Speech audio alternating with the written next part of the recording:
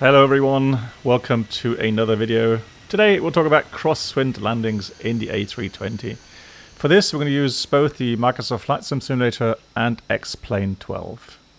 Of course, as always, there'll be some theory regarding flare procedure in crosswind conditions, why it's important to decrab the aircraft before touchdown, also the instruments that professional pilots use during these crosswind conditions.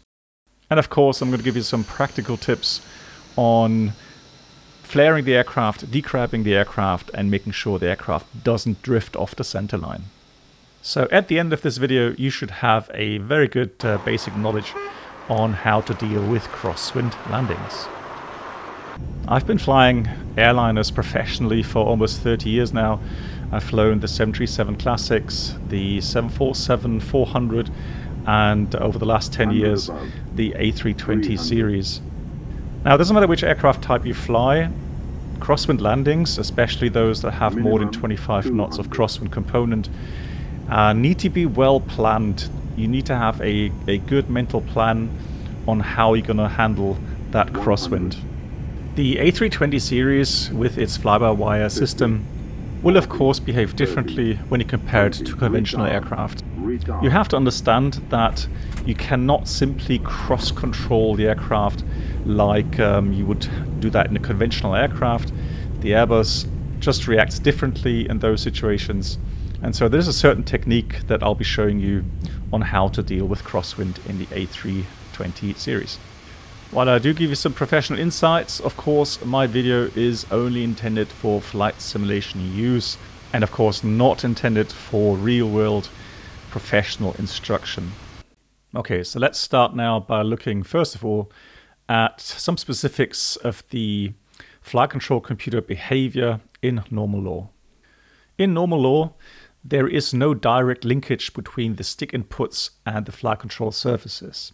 That means that any input done by the pilot through the flight stick or the rudder pedals is first of all analyzed by the flight control computers, and then signals are sent out to the respective flight control surfaces like the ailerons, elevators, the rudder or the flight spoilers to then perform the maneuver that the pilot has requested.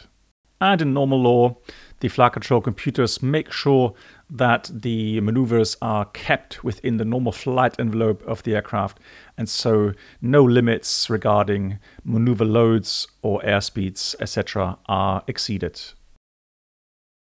So to have you better understand the behavior of the Airbus when you get to the flare regarding crosswind, we'll have a look at how we make the aircraft bank left and right. So let's say we want to have the aircraft bank to the right. We will of course move the side stick to the right, and the amount of deflection that we put into the flight stick then commands a certain roll rate, so a certain amount of degrees per second to the flight control computers. A full stick deflection will mean that the aircraft will roll at 15 degrees per second, which is quite a lot.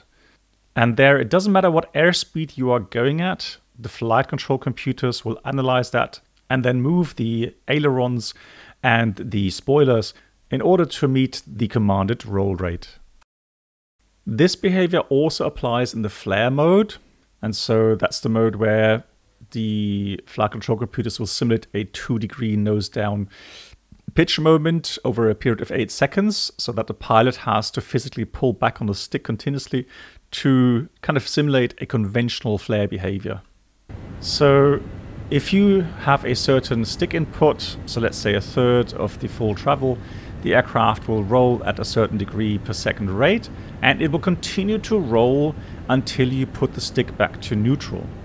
So in neutral position, the roll rate command is a 0, and hence the effect is that the aircraft will maintain the last bank angle where you put the stick to neutral. And so any disturbance from outside, like through wind gusts, the aircraft will counteract any bank change tendency automatically without a necessity for the pilot to have any corrective inputs through the flight stick. Now for the pitch axes, the pilot commands a certain G load through the flight stick pitch axes. So when the pilot wants to increase the pitch, he'll pull back on the stick and command a G load, which will be above 1G. Now the amount of aft stick input then determines the G load, and so the flight control computers will deflect the elevators in order to meet that G load command, which then of course adjusts the rate of change in the pitch axis. The same applies obviously for a pitch down command, and so the amount of forward stick deflection determines the G load, i.e. below 1G in that case. So the more stick input forward means a faster rate of negative pitch change.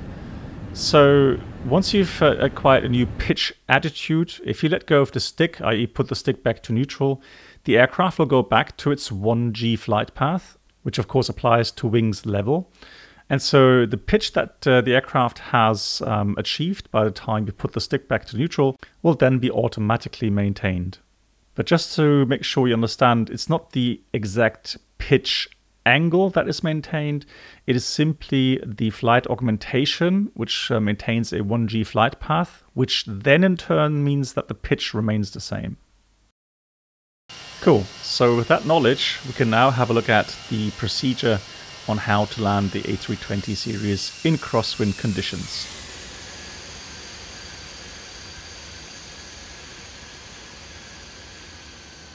So in my example today, the wind is coming from the left with about 25 knots.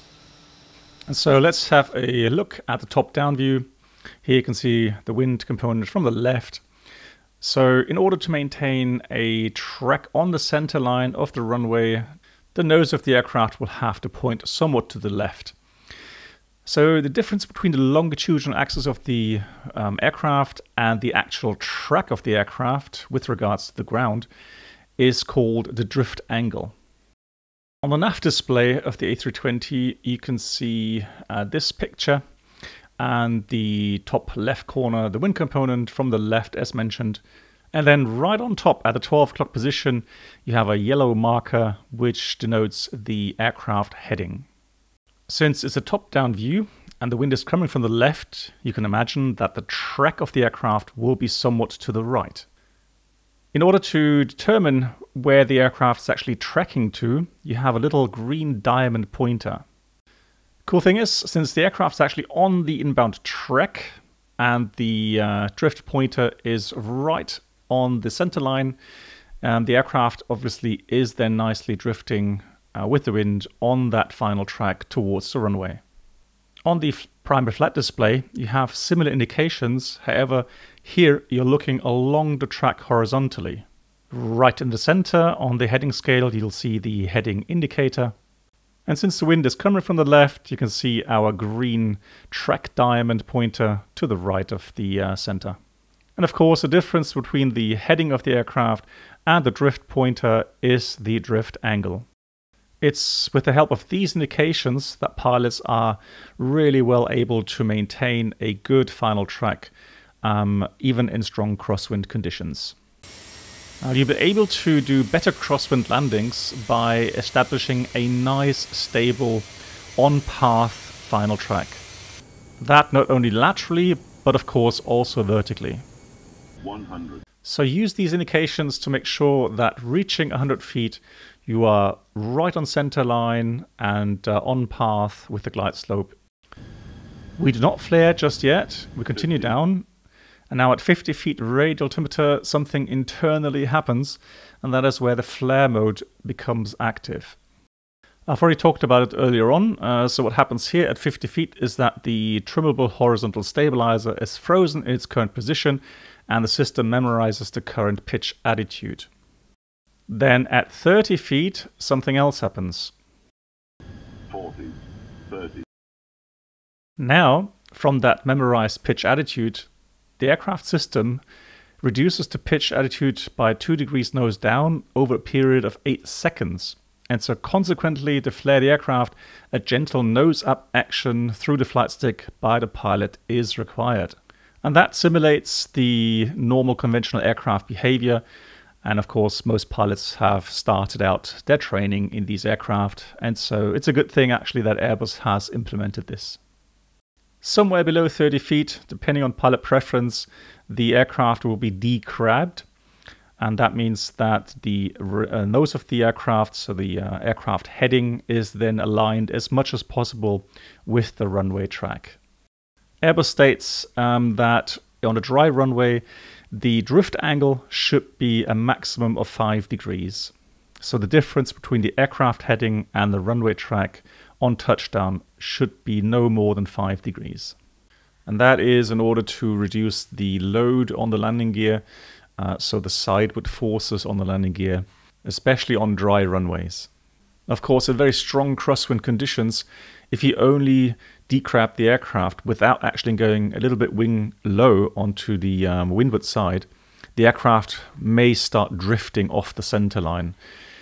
So it's a good practice to actually induce a little bit of low wing. That means in our case here some kind of short left stick inputs to maintain a slight left bank angle, anywhere between 3 to 5 degrees. It shouldn't be more than 5 degrees because then the engine nacelle or the wingtip may hit the ground.